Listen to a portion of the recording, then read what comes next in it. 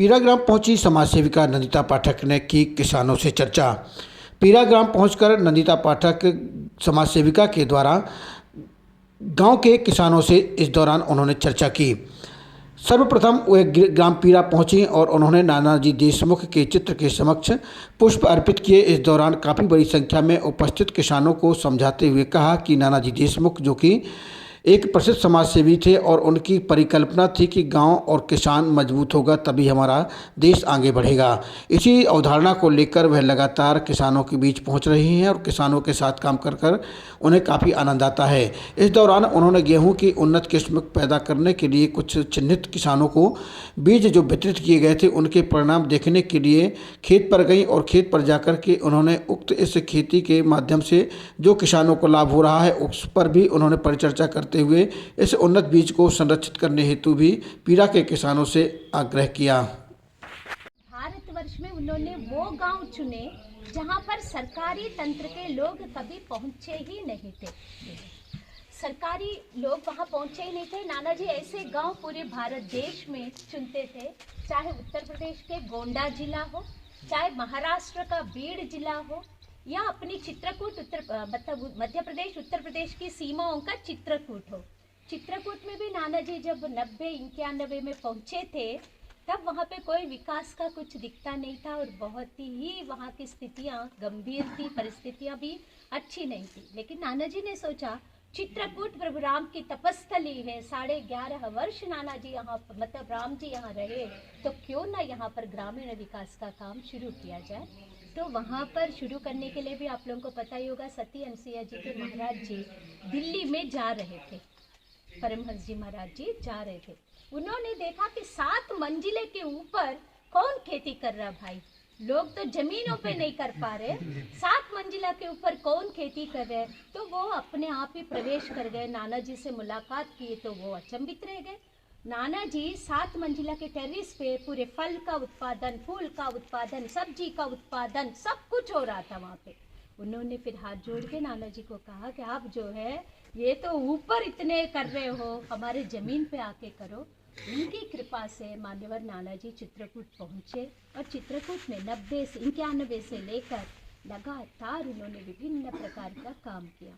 वही आदत हमको और इनको भी भगवान की दया से आ गया है। हम लोग को भी लगता है जहाँ है वहाँ थोड़ा थोड़ा काम करना चाहिए। तो कृषि विज्ञान केंद्र से आप लोगों को जो बीज मिला है उससे आप लोग संतुष्ट हैं?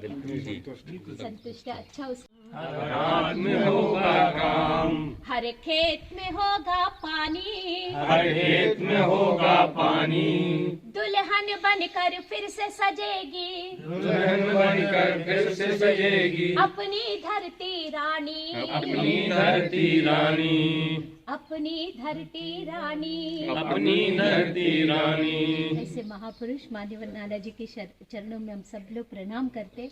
अपने गांव में भी पानी की कमी ना हो, कभी कोई अन्न की कमी ना हो, खेती लहलहाती हुई हर समय होता रहे। और हम सब लोग, नाना जी ने उसमें भी लिखा, मिलजुल के मेहनत करें, मेहनत वो रंग लाएगी। जैसा आप लोगों को भी एक खेती अच्छी हो रही है, कई जगह देखने को मिलता है वो लोग जाके वो खेती को बिगाड़ के आ जाते, कई गांव में होता है, पर उससे नुकसान तो अपने गांव का है ना, अपने गांव का अन्न जिनको मिलना है वो नहीं मिलेगा।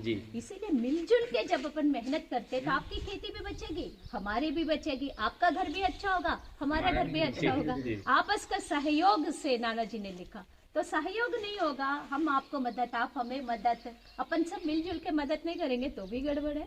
तो नाना जी ने हर समय मिलजुल के रहने की बात, गांव की खुशहाली की बात, गांव की स्वावलंबन की बात, हम सब लोग आत्मनिर्भर बने ये बात, वही माननीय प्रधानमंत्री जी का जब हम लोग देखते हैं, नाना जी छोटे लेवल पे किया, माननीय प्रधानमंत्री जी देश विदेशों में आत्मनिर्भर भारत की जो परिकल्पना है।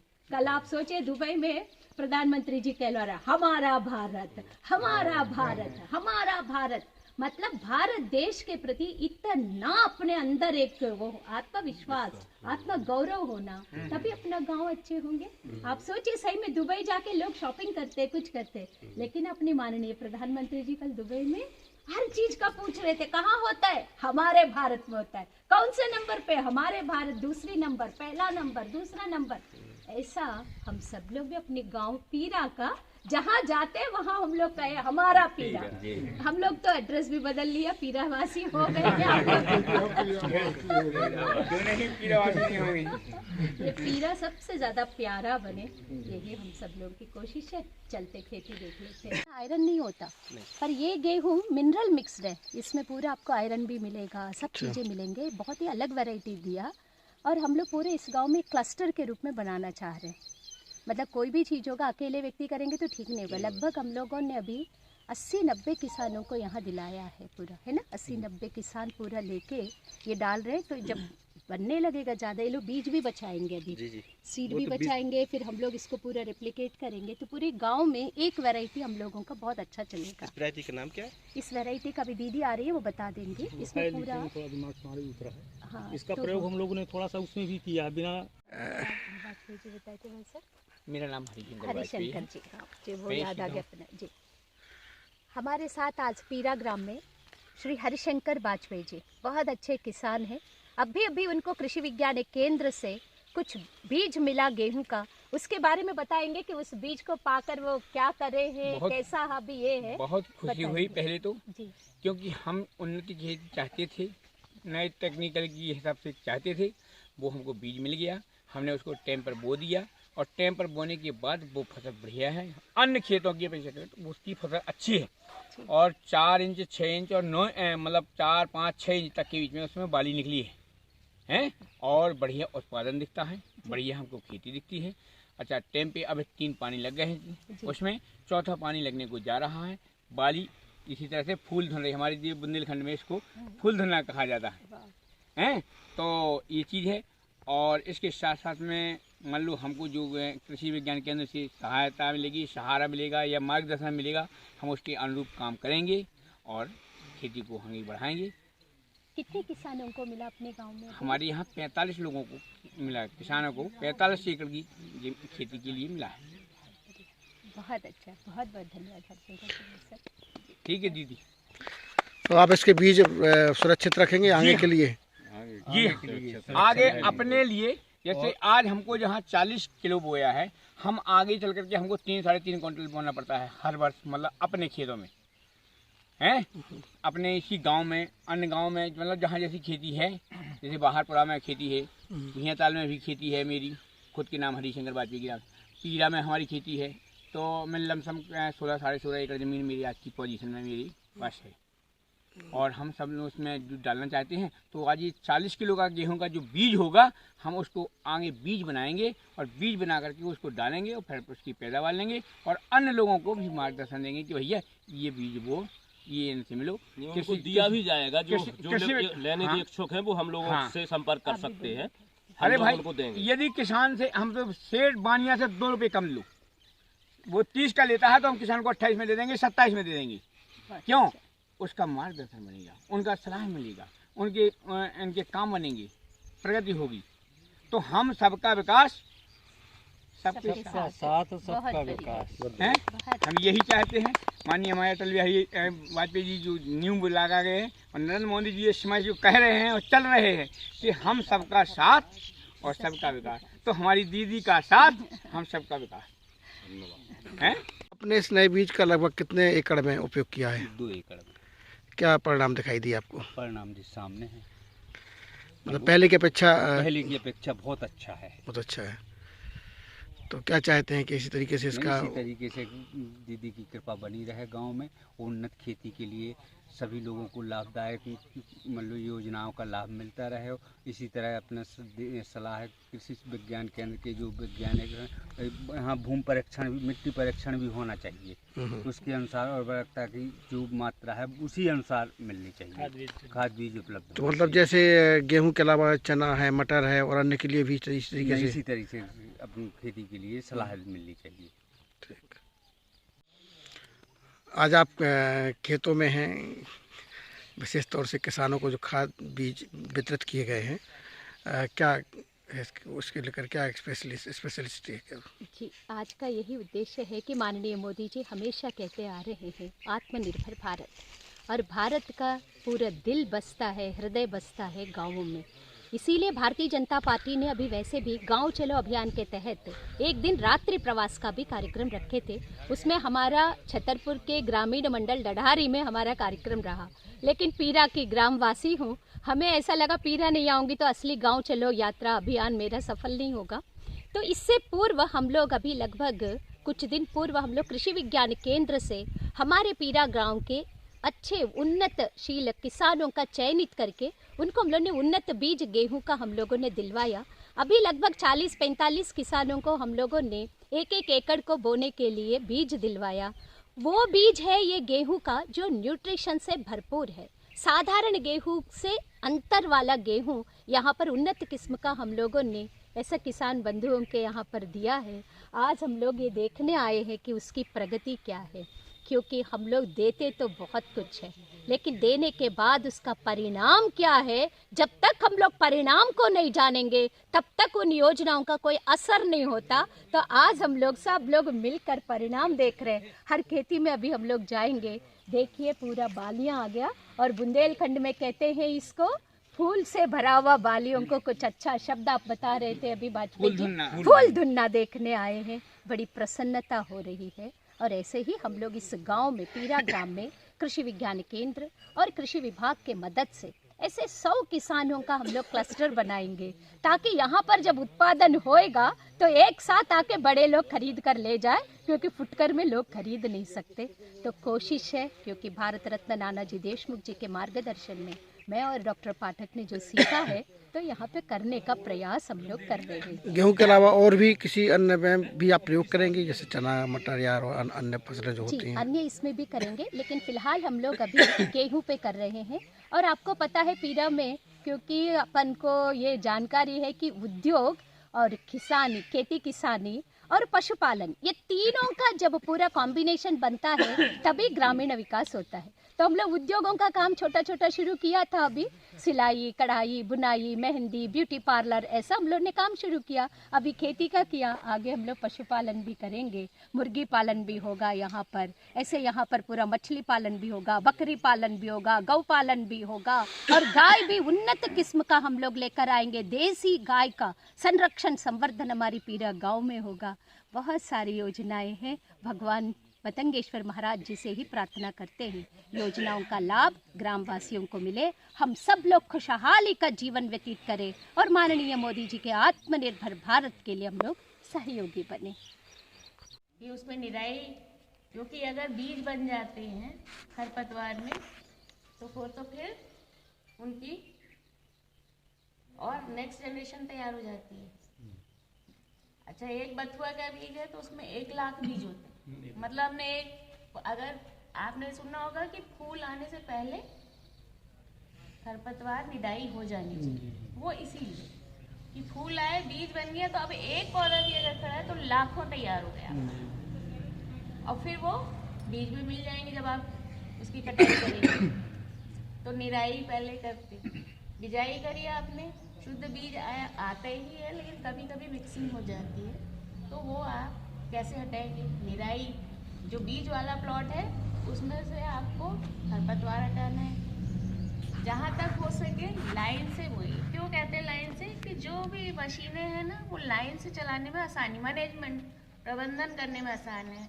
दवा छिड़क रहे तो आपको याद रहेगा कि 4 लाइन तक छिड़का है, 5वीं से शुरू करना। नहीं, क्या होता है जब आपने छिटका बोनी की तो फिर जहाँ तक याद रहा वहाँ तक करा, फिर पता लगा दोबारा से कर दिया और कहीं कोई पैर छूट गया, है ना, तो वो तो फिर रोग रह ही जाएगा या खाद रह ही जाएगी। तो इसलिए बोला जाता है कि बिजाई सीड ड्रिल से या लाइन से करें, क्योंकि अपने को उसमें आराम रहता है। फिर अब अगला क्या है? अगला ये कि जब आपकी बालियाँ निकलती हैं तो आपको उसमें समझ में आता है एक सा फसल दिखनी चाहिए। पिक्चरों में देखते हैं ना, जो जब कहते हैं ना हमारे भारत देश का सुनहला वो लगता है, तो पूरी बराबर से खेत दिखते है ना। तो उसमें कोई अगर छोटा है, बाल छोटे में निकल रही, कोई लंबा निकल गया, वो सब बिरादी से बाहर दिख रहा है ऊपर अलग, तो वो आप हटा दीजिए। और फिर आप अपने उसका लगातार खेत में जाते ही हैं, चारों तरफ चक्कर मारते हैं तो लूज स्मट जैसी चीज भी दिखती है, काली काली हो जाती बाली, है ना, तो वो हवा से फैलती है। तो उसको जैसा दिखता है, इक्का दुक्का दिखे, तुरंत उखाड़ के गाड़ दीजिए, क्योंकि वो फिर दूसरे को फिर आपको बीज जो है ना वो भी इन्फेक्टेड हो जाएगा। ठीक है, तो बहुत सरल स्टेप है, वैज्ञानिकों को कोई सींग पूछ नहीं होता अलग से। ठीक है, अभी हम उधर बैठ जाएंगे तो हम भी आपकी तरह हैं। अभी इधर आ गए क्यों? क्योंकि थोड़ी सी हमें तकनीकी ज्ञान मिल गया और आपका अनुभव और हमारी तकनीक दोनों मिलके अच्छा रिजल्ट ले आ सकते हैं और आप लोग का पैसा बचा सकता है, समय बच सकता है, श्रम बच सकता है। तो ये थोड़ी चीज इसी फसल के लिए नहीं, सभी फसलों के लिए जिसमें भी करें। और दूसरा ये कि अभी बीज उपचार नहीं करते हम, और 25% चीज़ें हमारी जो नुकसान हो जाती है बीज खराब होने की वजह से। आपने बोनी की और उसमें जो है मिट्टी में ही वो सड़ गल गया, तो उसके बचाव के लिए FIR हम लोग बोलते हैं ना, FIR जो फफूंदीनाशक, फिर कीटनाशी और R जो है जो अपने उपयोगी बैक्टीरिया है उनका कल्चर। तो FIR ऐसे याद है, जैसे 3 चीज़ें आपको करनी है सोयाबीन में, तो कैसे करोगे? तो FIR याद रहेगी, ये तो याद रहेगा। तो इस क्रम में बीज को उपचारित करते हैं। अगर आपके फफूंदनाशक है तो सबसे पहले फफूंदनाशक, फिर कीटनाशी, उसके बाद कल्चर, दलहनी फसलों में कल्चर का करते हैं। तो बीज उपचार अवश्य करें किसी भी फसल में। ये मैं सभी फसलों के लिए बता रही हूँ, क्योंकि हमें लाभ तो सबसे लेना है, खाली प्रदर्शन से ही नहीं, जो हम अपना लगा रहे हैं उससे भी लेना है। और प्रदर्शन इसलिए दिया जाता है कि आप उसका अपनी वैरायटी से तुलना कर सकें। अभी जब आप जो खा रहे हैं, अभी जो आया है उसमें क्या अंतर है, क्या विशेषता है, इसकी उपज भी बहुत ज़्यादा है। आप अभी यहाँ कितना 25-30 कुंटल लेते होंगे 1 हेक्टेयर में, 1 एकड़ में कितना लेते हैं? हाँ, इतना ही हो जाता 25-30। तो इसका तिगुना है, तिगुना तक ले सकते हैं। मतलब 1.5 एकड़ में 90। अगर जब हम बोलते हैं ना कि 60 कुंटल या 90 कुंटल, तो इसका मतलब है कि इसमें इतनी ताकत है कि इतना उपज जाए, पर हम उतना प्रबंधन नहीं कर पाते, तो हमारा आधा रह जाता है, चौथाई रह जाता है। जब हम लोग सारी चीज़ों को डालते हैं जिस मात्रा में चाहिए, तो वो हमें इतना उपज दे सकता है। वही 90 नहीं देगा, 80 दे देगा, पर आपसे 25 से तो ज़्यादा है ना, 2.5 गुना ज़्यादा है। इस वैरायटी का नाम क्या है? अभी देखिए, उस दिन भी मैंने कहा था लिखा नहीं, 127 है और 303 187। 187।